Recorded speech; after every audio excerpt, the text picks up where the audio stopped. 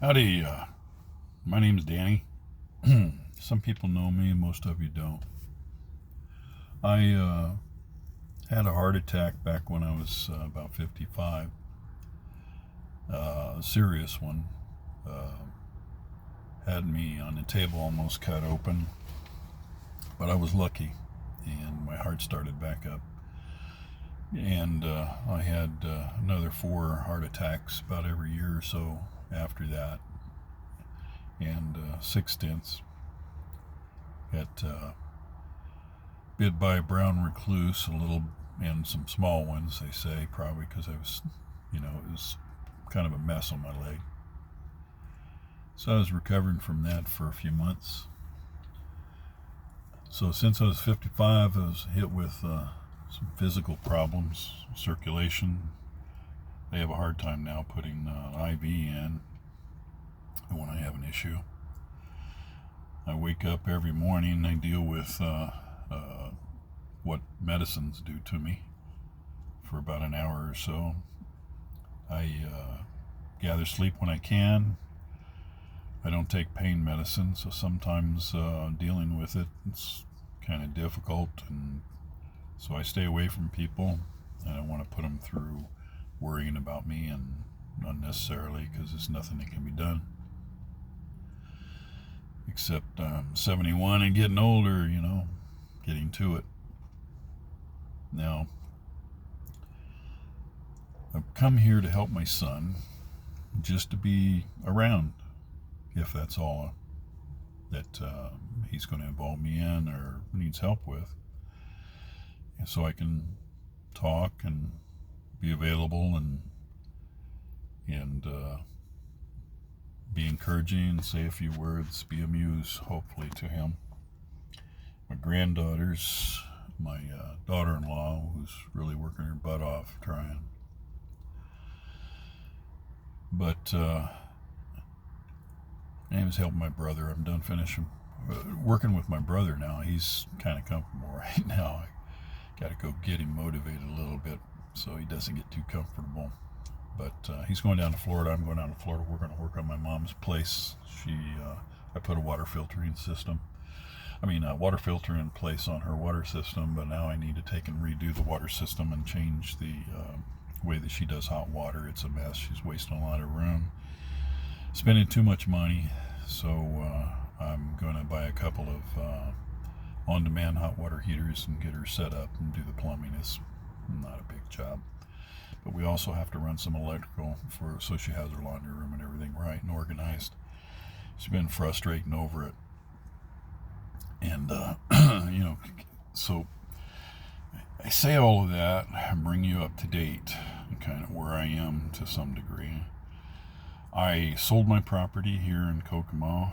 I'm looking to buy a piece of property in the mountains in Virginia, near where family and I was born. In that area, I love the mountains. I've had nothing but good experiences in the mountains with, being close to the sky and all that kind of stuff.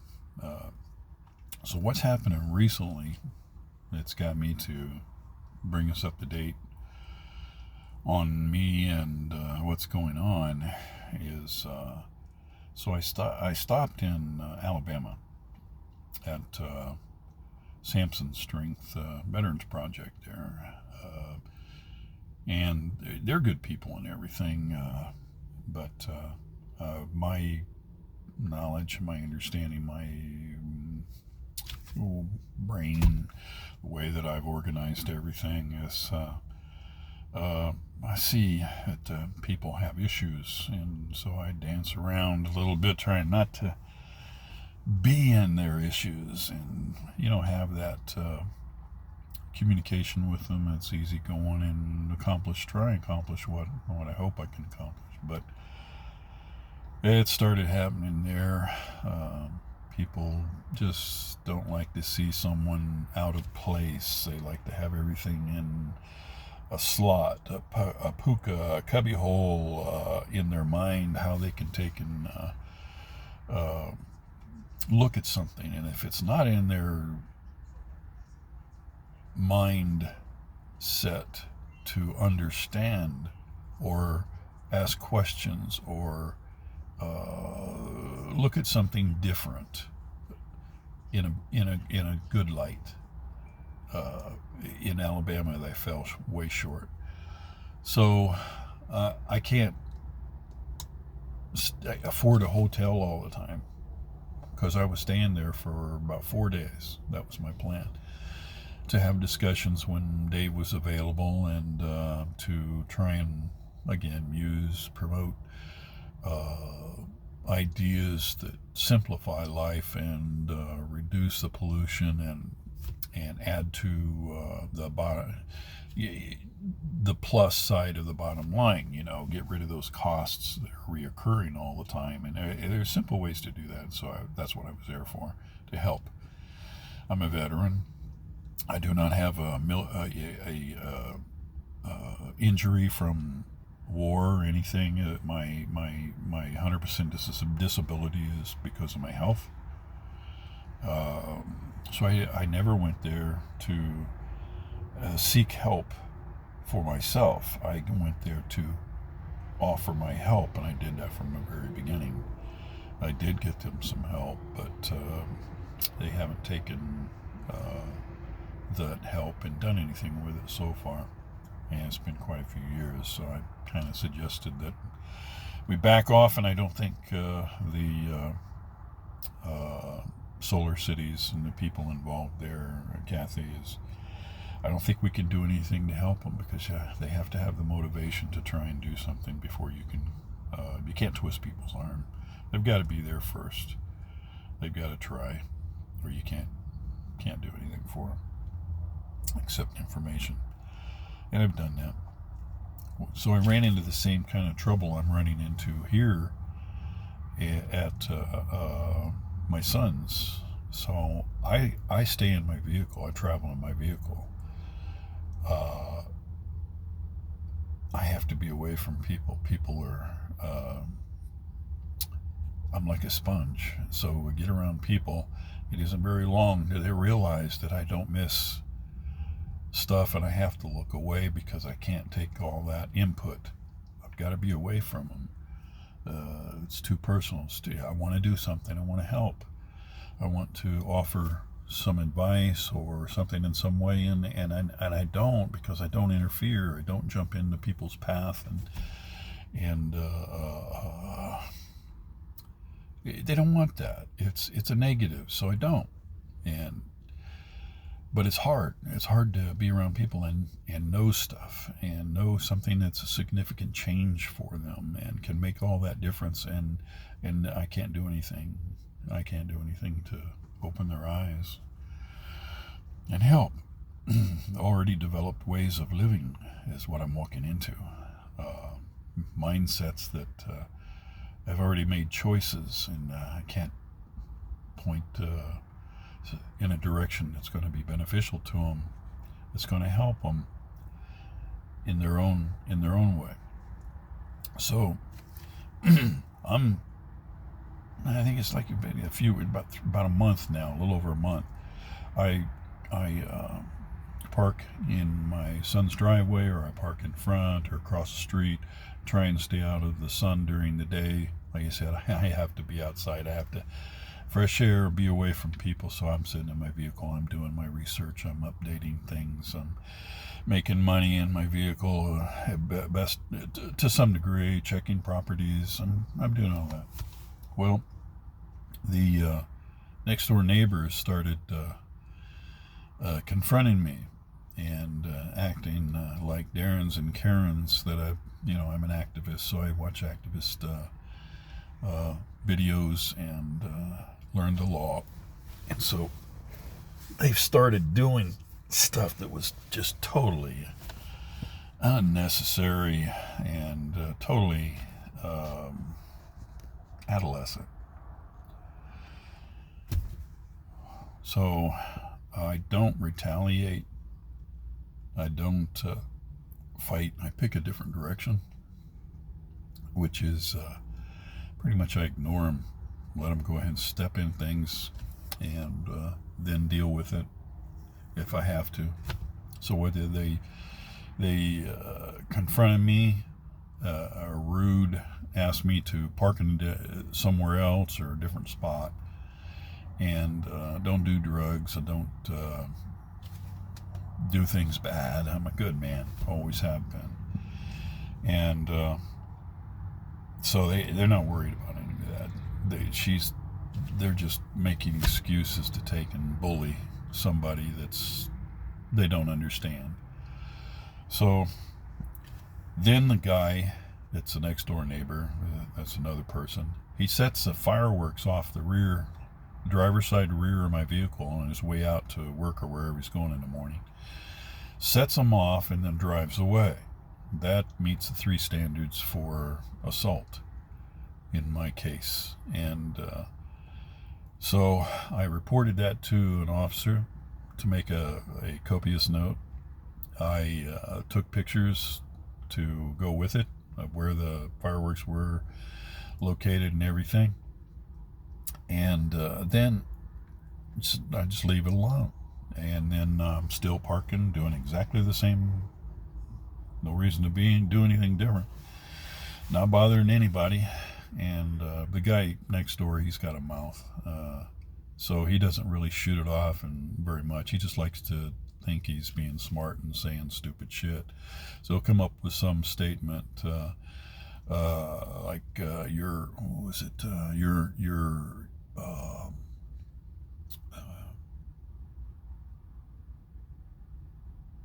trying out a new spot on the street, huh?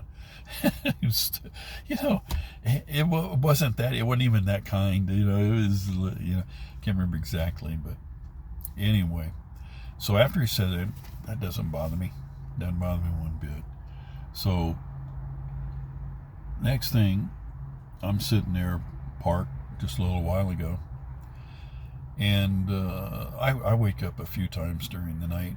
I have pains and different issues. I got to move. I got to get in a comfortable spot, and then I go back to sleep.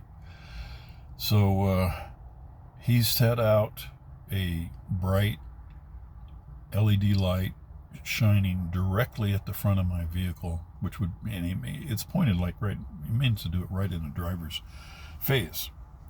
On his trash can, on the sidewalk in front of his house, wired through the fence to shine on me bright and try and keep me awake or something. I put my sunscreen up in front, because I didn't even notice it until I woke up, and I woke up because I needed to go to the restroom, and then I put the sunscreen on the front, and I kick back, and a couple more hours of sleep. I get up and I wake up, and then now I'm here. A couple cool things happened this morning. Emergency vehicles at the mall and such. So I got some footage on that.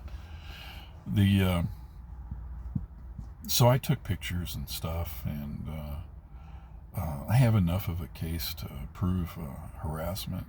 I requested the 911 call for a wellness check, which was the next thing that they did. He did. Right after he said something the other morning, it wasn't half an hour as an officer for a wellness check. I don't believe in coincidences like that. So I didn't even notice the officer or the car until he came up to my door, and then I noticed that they were parked behind me. And this is at the end of a dead-end street, and so he had to have run my plate and knew a little bit about it. Come up to the door, and that's when it surprised me, because I was deep into doing some 3 things at the same time. I keep up on the news, legal and such, about the elections and the stuff that's happening, and then I also keep up on the activist scene, and I do the research on the property in Virginia, and then other properties I'm interested in. And so he called in a wellness check. Now I've got the information coming to me for the 911 call, for the officer's cam, and other information, all linked together. It does show a pattern and a practice of intimidation beyond the norm. He's out in public trying to harass and intimidate a citizen, doing nothing illegal, doing nothing to bother him at all, and I don't do that.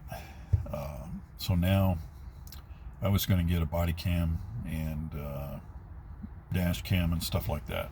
Anyway, I already had one before, but it failed. So I was holding off on getting it, but I'm going to now. So that kind of brings things up to date as far as the next door neighbor and what I'm doing here this morning on the video. And 15 minutes or so into it, I'm ready to get myself all trimmed up and take in a couple of weeks take a trip down south again, make my contacts to people to see if I can do some help, keep busy. When I was in Virginia, I cleared out the edge of the road, the driveway going to the main road.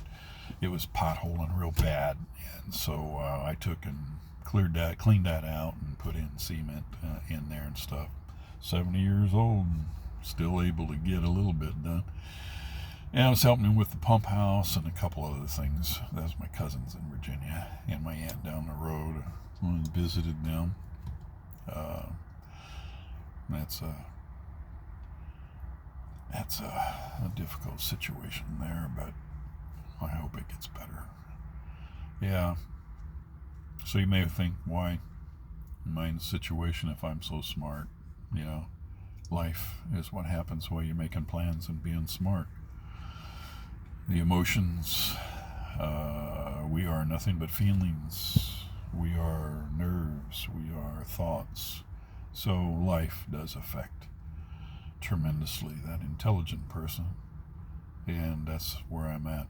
Getting back on my feet. Got my credit score rating back up to where I can sign my name for what I need to do now, and then getting everything paid down, this vehicle paid off and stuff before long, and ready to start a small business at 71 years old. I'll be about 72 when I get it kicking off, going through that summer. But there's a plan, and I wish that plan for the rest of you out there, not the family stuff, not the people stuff that I've been talking about, but your future and your stability and income and keeping your property, keeping it from the state or the county or somebody from stealing it from you for taxes, or what other kind of fees they want to take and put on your property so they can steal it. I use the word steal because they take it. That ain't no intention of giving it back. I believe it's wrong. I believe it's against the Fourth Amendment and a couple of others because of the way they're doing it. I think it's illegal. But I do not have the money right now to start a case and fight it. Because that's exactly what it would be. It'd be a fight, because I'd be fighting against the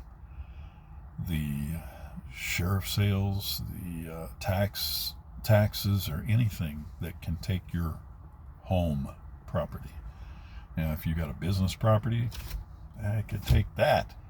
But when it's your home, the choice is to make you homeless, and that's an American way to tax people into homelessness, to tax people into poverty, to tax people in a way that they should not. We pay taxes all the time. We pay taxes every day. And they've got all this money coming in from us to run this business called government for us, to help us to solve these problems. But they've got a sheriff's sale for homes, put people on the street. We're not talking about renters. We're talking about homeowners. People who are paying their mortgages. People who own their property. And they're trying to steal them for taxes. So how does that make sense? We the people our government goes and steals our property for taxes that we charge. For what? For who? It's a big stinking circle. It's a catch-22. It's a clusterfuck of all kinds of dimensions. Yeah,